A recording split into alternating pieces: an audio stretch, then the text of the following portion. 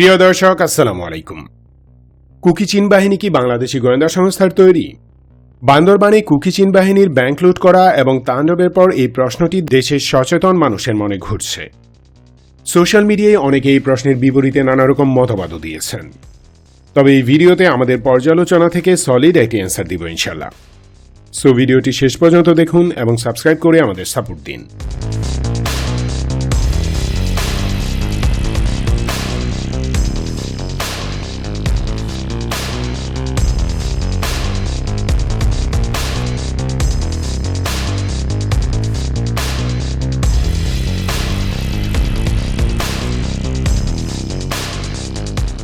Cookie চীন national front পার্বত্য চট্টগ্রামে একটি আতঙ্কের নাম।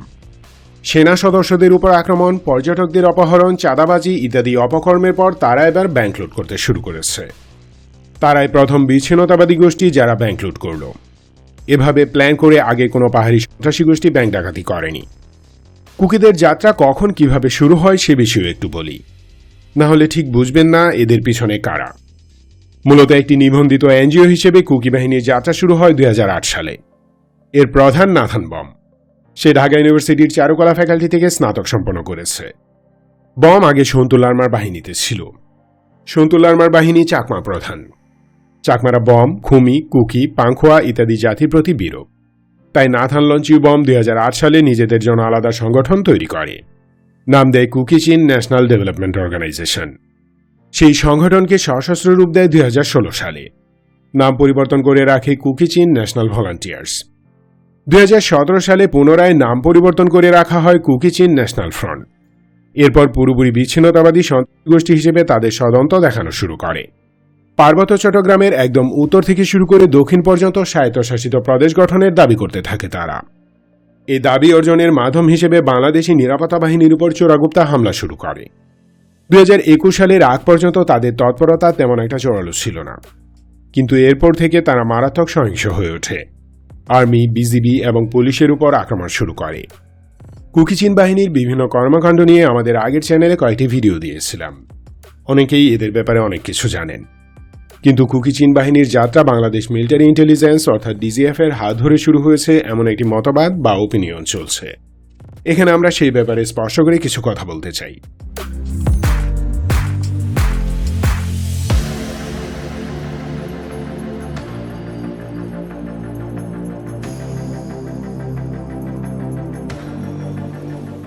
নাথান বম তার ইউনিভার্সিটি লাইফে ইন্ডিয়ান এবং ইউরোপিয়ান ফরেন ইন্টেলিজেন্সের সংস্পর্শে আসে। যে কোনো কাজে সকল পশ্চিমা দেশ মুসলিম সংখ্যাগরিষ্ঠ বাংলাদেশের নন মুসলিম কমিউনিটিকে ফার্স্ট প্রায়োরিটি দেয়। এর মাঝে উপজাতিরা প্রথমে, তারপর আছে হিন্দুরা। এভাবে তারা সমাজের বিভিন্ন স্তরে একটা নেটওয়ার্ক তৈরি করেছে। এর মাঝে সাধারণ মানবাধিকার কর্মী থেকে শুরু করে প্রতিক্রিয়াশীল নানা ব্যক্তি ও গোষ্ঠী রয়েছে। কিছু আছে মিউ মিউ করে ইসলামকে আক্রমণ করে, কিছু আছে ডিরেক্ট সন্ত্রাসবাদে জড়িত, আর সন্ত্রাসবাদে জড়িত মূলত পাহাড়ি উপজাতিরা। চট্টগ্রাম খুবই ভাইটাল একটি পয়েন্ট। দক্ষিণ ও দক্ষিণ পূর্ব এশিয়ায় দাদাগিরির জন্য যে নেভাল অ্যান্ড এয়ার স্টেশন দরকার তার একটি এখানে স্থাপন করা সম্ভব, কিন্তু বাংলাদেশে আপাতত তা সম্ভব হচ্ছে না। তাই সাম্রাজ্যবাদ দূরদর্শী প্ল্যান নিয়ে এগোচ্ছে। তারই অংশ হতে পারে চট্টগ্রামকে বাংলাদেশ থেকে আলাদা করা। এজন্য সেখানে ভুয়া স্বাধীনতা আন্দোলন সৃষ্টির কোনো বিকল্প নেই। সেই কর্মকাণ্ডের মূলে আছে উপজাতিরা, কারণ তাদের বেশিরভাগই খ্রিস্টান। এদেরকে মাঠে নামিয়ে প্রথমে মার খাওয়াতে হবে, তারপর মানবাধিকার এবং অন্যান্য ইস্যু তুলে চট্টগ্রাম ভাঙার রাস্তা ওপেন করবে তারা। সেই পরিকল্পনার অংশ এই নাথান বম। সামাজিক উন্নয়নের নামে সে প্রথমে একটি এনজিও শুরু করে, যার মূল সাপোর্টার ইউরোপিয়ান ইউনিয়ন। এরপর বমকে ফুল প্ল্যানিং দেয়া হয়। তখন ভেরি নর্মাল ডেভেলপমেন্ট ডিমান্ড ছিল তার। এ নিয়ে সে বাংলাদেশ আর্মির স্থানীয় কমান্ডের সাথে একাত্ম হয়ে কাজও করেছে। এরপর আস্তে আস্তে তার দাঁত বেরিয়ে যায়। আর্মি বুঝতে পারে বমের আসল উদ্দেশ্য কি। বুঝতে পারার সাথে সাথে তার লাগামে টান দেয়। টান খেয়ে বম তার সেকেন্ড স্টেজ অর্থাৎ সশস্ত্র সন্ত্রাসবাদ শুরু করে। বমের এই যাত্রা অ্যানালাইজ করে যা বুঝতে পারি তা হলো পশ্চিমা গোষ্ঠীর ইন্ধনে সে কুকি চীন বাহিনী লঞ্চ করেছে। বাংলাদেশি গোয়েন্দা সংস্থা সেটি বুঝতে পারলেও শুরুতে তাকে দমন করতে পারেনি, কারণ তখন সে সশস্ত্র আন্দোলনে যায়নি। তাই বমকে কাছে রেখেছে, বুঝতে চেষ্টা করেছে তার আলটিমেট প্ল্যান কিভাবে সে বাস্তবায়ন করবে।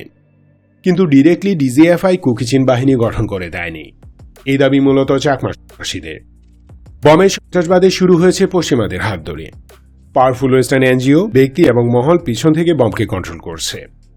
সো আমরা দেখতে পাচ্ছি নাথান বম এবং তার কুকি চীন সন্ত্রাসী বাহিনী বেসিক্যালি টিজিএফ এর তৈরি নয়, বরং বাংলাদেশ বিরোধী বিদেশি অপশক্তির সৃষ্টি। কিন্তু কুকি চীন বাহিনীকে একটি বিশেষ মহল ক্যাশ করছে, মানে তাদের একান্ত নিজস্ব স্বার্থে কাজে লাগাচ্ছে।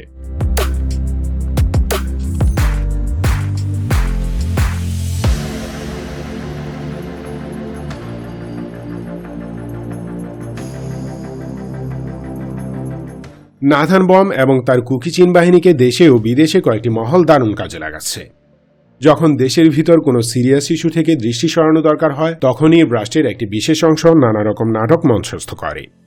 নর্মাল নাটকে যখন কাজ হয় না, তখন তারা সিরিয়াস কিছু করেন। কুকি চীন বাহিনী সিরিয়াস ড্রামার একটি টুল।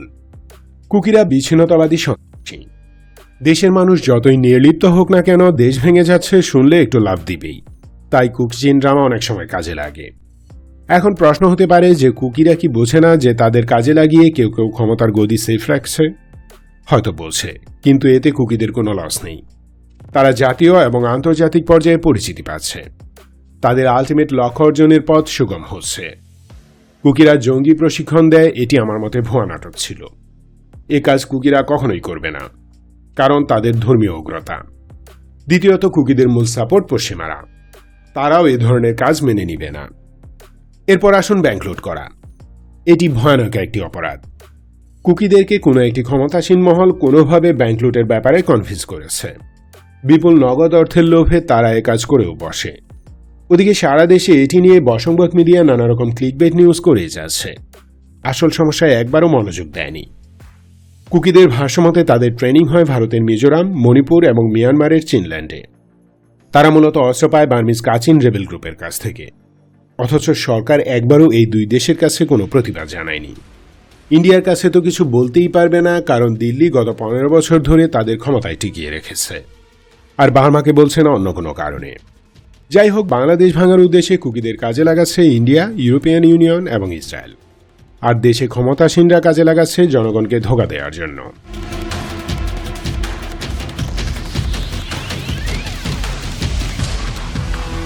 Thanks for watching this video. Stay alert, stay awake and stay safe. Love Bangladesh, long live Bangladesh.